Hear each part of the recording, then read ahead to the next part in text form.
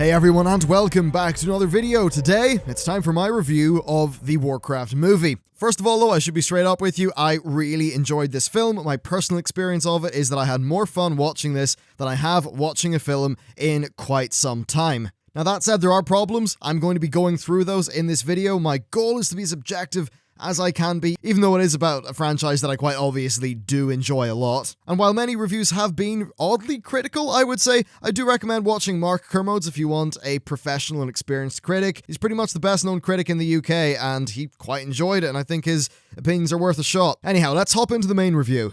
Warcraft is a genre film through and through that demands suspension of disbelief to be enjoyed. If you can do that, then you'll be taken on a fast-paced 2-hour romp that, whilst it does have some shaky moments, largely manages to deliver a character-driven narrative, thoroughly impressive visuals, and excellent set pieces. Warcraft is a film that chooses the high fantasy aesthetic and commits to it in just about every way. Overall, it's a movie that expects you to go into the cinema and sit down, better composited in the 3D. We've got Toby Kebbell as Durotan, we've got Anna Galvin as Draka, Rob Kaczynski as Durotan's friend Ogrim, Paula Patton as the half-orc Garona, and Daniel Wu as Gul'dan, the primary antagonist of the film. Over on the human front, we've got Travis Fimmel as Lothar, Ben Schnetzer as Khadgar, Ben Foster as Medivh, Ruth Negga as Taria Rin, and Dominic Cooper as Lane Rin. As you can see from that list of primary characters, it's quite long, and one criticism of the film is that its 2-hour running time does not afford them much time to develop and grow. The quality of the acting is almost hard to judge given the nature of some of the lines that they deliver and the commitment of the film to the genre.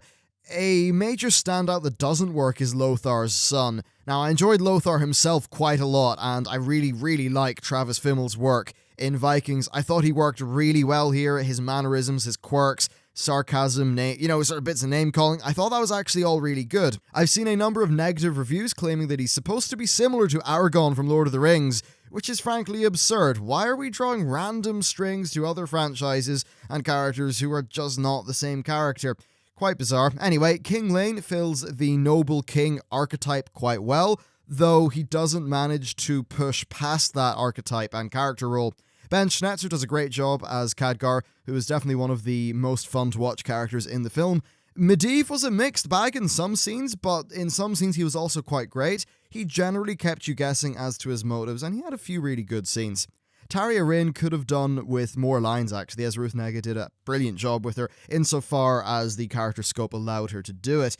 Durotan was simply fantastic. Use of extremely fantastical magic is another point that was wonderful, and the special effects work behind said magic is brilliant. I really have never seen the traditional mage archetype be visually done this well, as far as their spells and their magic goes. It really was a treat to watch. The cinematography matched the overall tone that the film had committed to. By traditional standards, I can see people finding major problems with it. Within the context of the piece that it was done for, I think it worked overall. That said, a few camera pans were quite jarring, and there was one particular bit of camera movement that seemed to be a reference to the Warcraft RTS games that I found to be really quite off-putting, personally. Let's move on to the soundtrack. I think it fits the aesthetic of the movie very well. You can certainly tell that the Game of Thrones and Pacific Rim composer Raymond Douagi, I may have messed up his name there, but you can tell he's behind it, and I think overall it's a very good job. Now then, fan service. Some fan service moments worked really well, such as characters being in the background in a way that was passive. A few of them were far too on the nose. Additionally, there are times where they would reference or name drop something. Now this is fine for people who know the universe, its characters and its locations, but for people who are not familiar, they end up being distractions, as they don't know what to make of that information. As fans, we know that a quick fan reference is just that. It's a useless reference that's put in there to give us a nod. But to outsiders, it's unneeded density that confuses and muddles and gives them information overload. Let's move on to the action scenes. I absolutely loved them.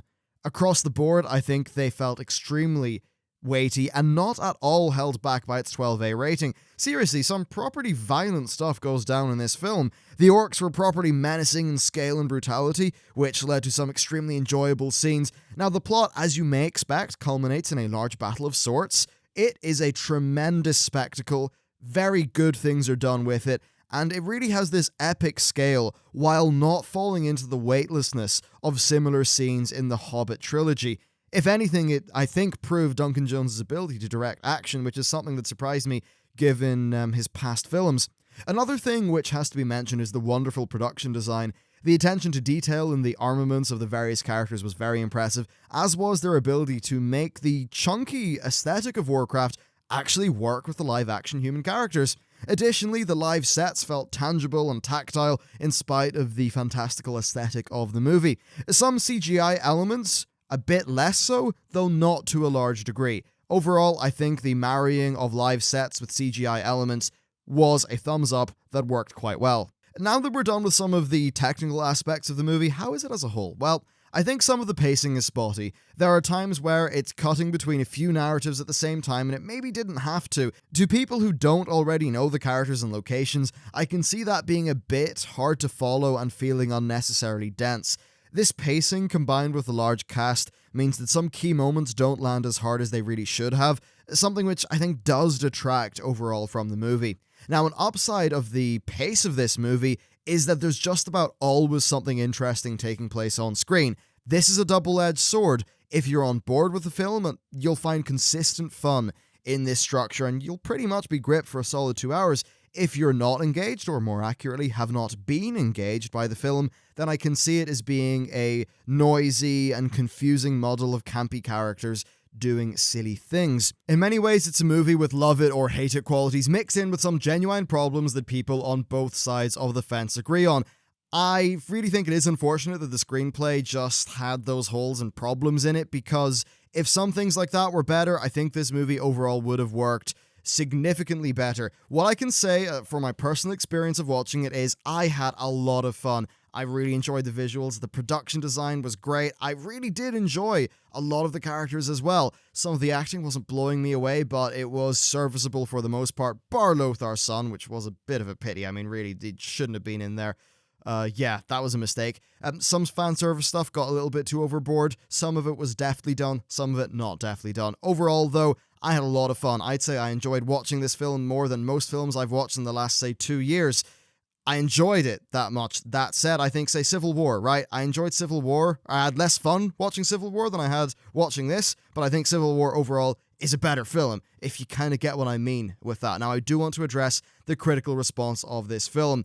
First of all, 800 woolly words, half of which are bloody plot synopsis, does not make a good review. Many reviews have been comparing this to Game of Thrones and Lord of the Rings, which really does baffle me. In many ways, I think the critical response to this film is a product of it not meeting expectations which it never was trying to meet in the first place, that other people have arbitrarily put on it because it's technically a fantasy movie, which is odd. Now, to a degree, I think it's also an example of how people's experience with past films, recent films of a genre, color their perceptions and expectations, but I think it's also partly shoddy work on the part of reviewers. What I want from a movie review is a critical analysis rather than the ramblings of some second-rate journalism graduate who gets off on the idea of their own bloody self-importance. When somebody is either extremely positive or negative about something, it behooves them to explain their reasoning in detail and eloquently. I have found that the more middling reviews of this film gave me a far better critical look of Warcraft as an example of the medium that it was, whereas a lot of the lower rating reviews were quite simply just complaining with not a lot of actual critique behind it, which is very unfortunate. Oddly enough, reviews have been consistently higher outside of the United States. I'm not sure why, but I do know this film is expected to perform better in the international markets rather than in the US. Perhaps it's a cultural thing, whatever, but at any rate, it's not something I'm qualified to talk about. Warcraft is also a film that's trying to get a sequel. Hell, its UK tagline is The Beginning. It had a $160 million budget, and it's actually managed to open surprisingly strong in its initial markets, which is a very limited release, but it was first in 11 markets. As of the time of me recording this review due to embargo bullshit. Yeah, bullshit, ugh. The UK, Norway, and Sweden have not opened yet, so we don't have the full European picture. I do hope this gets a sequel. I think that this film is, you could maybe say, a flawed gem. Its flaws are definitely there, and they're definitely noticeable. Its good qualities are definitely there and definitely noticeable. So, if they were to do a sequel, perhaps they should refine it. I've also seen some complaints about this being generic. I mean, technically it is if you think all the way back to the source material that the Warcraft universe is based on. I would also say that it's based off Warcraft 1, which is the most generic Warcraft game. Now, this does get a good bit less generic than Warcraft 1. Future stories in the Warcraft universe are significantly less generic because that's when Blizzard started trying to be a bit more creative with things. So, should we get sequels, I think they do have the potential to fare better. I do hope it gets a sequel though, and based off what I've seen in person and heard online, audiences really do seem to have enjoyed it, so hopefully word of mouth over time does sort of culminate to this film overall being a success to the point where Universal and Legendary decide it's a good idea for them to do a new one. Anyway guys, that's been it for my review. TLDR, I had a lot of fun. I think you'll have a lot of fun. Maybe, I don't know, your non-nerd friends won't have a lot of fun, but hey, if you're a geek, you're a nerd, you like the stuff we all like, I think you'll have a blast. So that's it for me. Thank you very much for watching this video. If you've been lucky enough to see it early, let me know, tweet me. But other than that, yeah, thanks for watching, and I will see you next time.